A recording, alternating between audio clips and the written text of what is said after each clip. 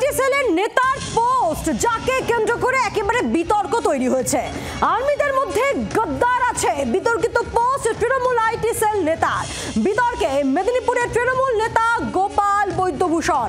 তৃণমূল নেতার বিরুদ্ধে সরব দলেরই মহিলা সংগঠন। মহিলা তৃণমূল কংগ্রেসের পক্ষ থেকে অভিযোগ দায়ের। অভিযোগের ভিত্তিতে আটক করা হয়েছে ওই তৃণমূল আইটি সেল নেতাকে।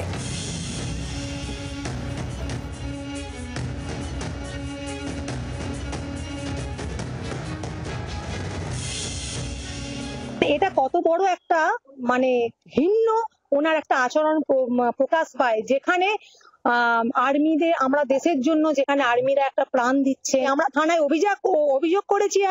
আমি নিজে একজন এক্স আর্মির পরিবার হয়ে এনার এই মন্তব্য, ফেসবুকে এরকম যে মন্তব্য করেছেন উনি, ওনাকে ধিক্কার জানাই এবং ছি করি।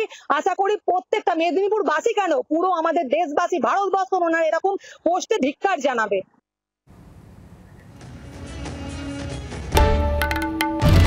বাংলার আওয়াজ, বাঙালির আবেগ, জি 24 ঘন্টা।